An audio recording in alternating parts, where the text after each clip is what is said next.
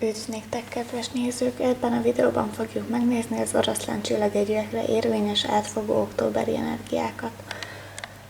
Alapkoncepcióra: kiesett a világ, hamisság, kevés pénz és szerencsétlenség. Egy ciklus, egy kör lezárul, ez a végéhez ért, és ez érhetett téged negatívan is. Ez egy olyan fajta változás, amelyik gyökeresen, tehát alapjaiban változtatja meg az életedet. Lehet költözés, munkahelyváltás, valamely egy kapcsolatnak vagy a kezdete, vagy a vége. Tehát valami, ami gyökeresen változtatja meg azt, amit eddig megszoktál, és ezután már nem úgy lesz. Na és ezzel kapcsolatban van neked egyfajta félelmed, hogy most mi lesz, és ez a félelem, ez hajlamos úgy megjelenni, mint valamiféle önmagadat demotiváló gondolat, vagy olyan hamisság, olyan illúziók, amelyeket magadnak mondogatsz, és jóval negatívabb képpen tünteted fel magad előtt ezt a dolgot, mint amennyire negatív a valóságban. A kevés pénz az arra szeretne emlékeztetni, hogy ami kell, az mindig ott van. Tehát, hogy igazából hiányt, azt nem fogsz szenvedni semmiben, mert merre is sodorjon az élet. És igen, most kezdődik egy új fejezet, és minden gyökeresen más lesz, de ne mondogasd azt magadnak, hogy ez az új, ez csak rosszabb lehet, vagy ne arra fókuszálj, ami rosszul sülhet el ebből az egészből, hanem arra, ami szép és jó, és találj valamiféle megnyugvást, vagyis biztos pontot azzal kapcsolatban, hogy az eljövendő, az bármit is tartogasson számodra, te akkor is bírod a strapát, és te akkor is ott vagy önmagadnak, és nem csak te, hanem mások is. Szóval igazából ami kell, az mindig lesz, és éppen emiatt nincs is okot félni, bármerre is sodorjon az élet. A jelensíkjában, ami elmúlóban van, arra kiesett a bolond, bosszúság, veszteség és féltékenység. Na. A bolond az ugyebár jelentheti azt is, hogy túl naívan állsz a dolgokhoz. Na most ez a te esetedben éppen az ellenkezője, éppen az, hogy egyáltalán nem hiszel benne, hogy ez az egész ez jól fog elsülni, és folyamatosan azt keresed, hogy mi az, ami nem úgy alakult eddig, ami rosszul sült el, vagy nem a várakozásaid szerint alakult, és hogy akkor mi az, ami a továbbiakban is csalódással fog eltölteni, ahelyett, hogy arra koncentrálnál, ami jó. Mint hogyha itt folyamatosan te bosszantanád önmagadat. És ez mind abból fakad, hogy félsz attól, hogy mi van ott előtted, hogy mit tartogat számodra az élet, és nem bízol abban, hogy ami előtted van, az jó, hanem inkább félelmekkel vagy tele. Amerre ez alakul, na, titya. Ördög fordítva, tolvajház és állandóság. Na, akkor az ördög fordítva. Bármekkora is a kísértés, vagy bármennyire is hatalmába akar keríteni az a sok negatív gondolat, amely így lekorlátozna, de ezt ne hagyd. Itt a félelmednek az oka az valamiféle tudat alatt megbúvó hitrendszer, vagy valami olyasmit tapasztalás, ami már régen történt, de ugyanúgy kihat a jelenedre, és befolyásolja az életedet, annak ellenére, hogy nem is tudsz róla. A biztonságérzetet kell helyreállítani, és most azért tapasztalod azt, amit éppen tapasztalsz, hogy ezt meg tud tanulni.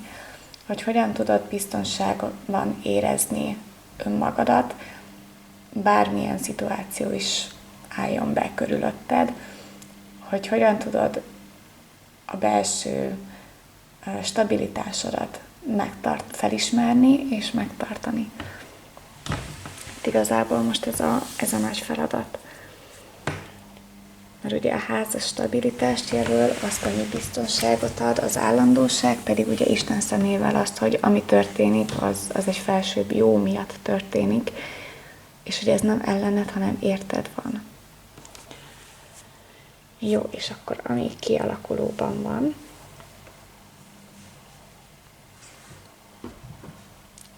nap, betegség, gyermek és utazás. Ami kialakulóban van, az a jó. Tehát a nap, az a minden faszal, minden rendben, ennek az érzésnek alapja. És ami ezt megelőzi, az itt a betegség. A gyermek az valami újnak a születése. Ebből az újból itt az utazás, tehát valami elindul, valami nagyon gyorsan elindul, viszont előtte az állandóság is nevéből adódóan ugye bár jelent egyfajta stagnálást. A betegség pedig azt, amikor te nagyon akarsz valamit megtenni, de nem tudod. Valami korlátoz, valami nem engedi. Viszont itt ez a kettő, ez a stagnálás, ez így, amint megleled a biztonságodat belül, azonnal megjelenik kívül a biztonság is. És bár ez úgy látszik, hogy te nem tettél semmit, valójában a belső munka sokszor még nehezebb is, mint a külső. És hogyha ez így benned lezajlik, ez a belső munka, hogy visszatalálsz önmagadhoz, amikor bízol magadban annyira, hogy nem kívül várod a biztonságot, hanem az mindig veled van, benned van, akkor, hogyha ezt megtetted, akkor hirtelen beindulnak az események is magad körül, mégpedig a kedved szerint, és akkor nem fogod magad elveszettnek érezni, és nem érzed úgy, hogy kicsúszik a lábad alól a talaj, és hogy akkor úristen, mi lesz, hanem akkor így bátran, és nyílt szívvel, nyílt lélekkel, úgymond, tehát nyitottan állsz a változások elébe, és csinálod, és mész, és a kedved szerint alakulnak a dolgok. És akkor ami ebből kialakul következményként, főpapnő, halál, szomorúság és özvegyasszony. Na most a főpapnő az ugyebár a belső intuíciókat jelöli, és a kreativitást is. Tehát lehetséges, hogy olyan változásokat tapasztalsz, olyan ötleteid támadnak, hogy hogyan lehet kivitelezni azt, amit kivitelezni szeretnél, amire eddig nem is gondoltál. Lehet, hogy még senki nem gondolt rá, mert ez annyira egy új, innovatív és nagyon kreatív ötlet. És ez tök jó. És ez segíteni tud, és azáltal, hogy a belső erődet így megleled önmagadban, azáltal lesz energiád kreatívnak lenni. Tehát így megsúgod önmagadnak, hogy mi a következő lépés. És ezt te mind tudod. Az özvegyasszony is azt jelenti, hogy van egyfajta belső bölcsességed, meg hát, hogy nem csak belső, hanem úgy amúgy is már átéltél egy-két dolgot. Szóval elég okos vagy, elég tapasztalt, és elég bölcs mindahhoz, hogy a legjobb döntéseket tud meghozni az életedben, a lehető legjobbakat. Jó, és akkor a szomorúság az a magány, de olyan értelemben magány, ami inkább egyedül lét. Tehát a belső munka az mindig magányos munka, mert igazából benned történnek a dolgok. És még hogyha igénybe veszed egy segítő személynek a segítségét is, akkor is a munkát azt te csinálod. Tehát bármilyen jó a pszichológus, a kineziológus vagy bárki, akkor is te csinálod a belső munkát, ő csak vezet, de a munka az a tiéd. És éppen ezért ez egyfajta, magányos munka, hogy úgy mondjam, de megéri, mert ez az ára annak, hogy a belső biztonságodat és ezáltal a boldogulásodat vissza tud nyerni. A halál az valaminek az elmúlását jelzi, ugye valami újnak a kezdete a gyermekkel, már ott is ott volt, viszont megerősítő lap is. Tehát, hogy ami történik, az megtörténik, és látható előre, hogy mi fog történni. Ne hallgass arra a belső hangodra, ami azt mondja, hogy ez csak így rosszul történhet. Nem. Ez pont azt jelenti, hogy a szükséges lépéseket, azokat meg kell tenni, nem kikerülhetőek. És akkor a tanácsra, ami kiesett, szerencsekerék fordítva, házasság, ajándék, özvegy, férfi és katonatiszt. A házasság az azt jelenti, hogy nem vagy egyedül. És bár ez az egész, ez egy belső munka, az nem azt jelenti, hogy teljes mértékben egyedül vagy, és minden problémáddal egyedül kell szembenézni. Ez azt jelenti, hogy van egy fő probléma, a belső biztonságérzetednek a hiánya. És azt te egyedül fogod tudni megoldani. Viszont ahogy ez a külvilágban manifestálódik, ahogy ez a külvilágban vet fel problémákat és megoldásokat, azokhoz neked lesz segítséged. És azt már nem egyedül kell csinálnod.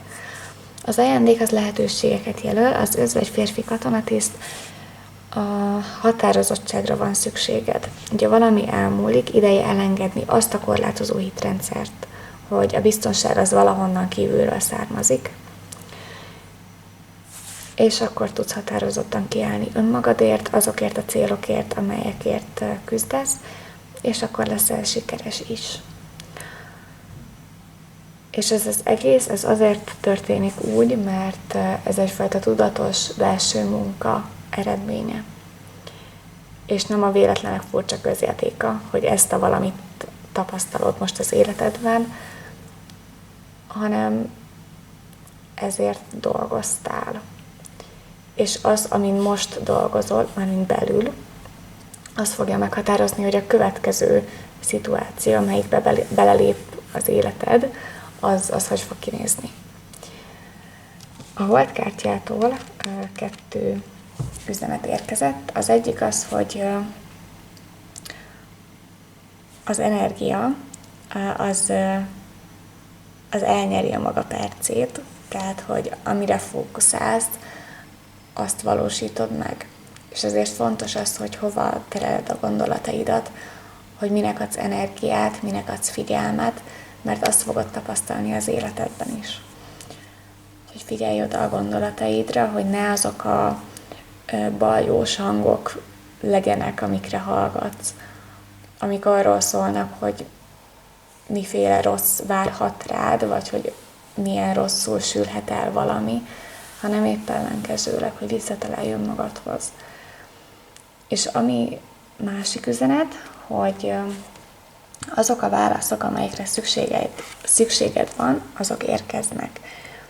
Légy türelemmel egyrészt, másrészt meg befelé figyelj, mert a válaszok csak úgy, mint a biztonság, benned vannak, és nem rajtad kívül. Ennyi lett volna, köszönöm, hogy megnézted a videót, találkozunk majd a következőben.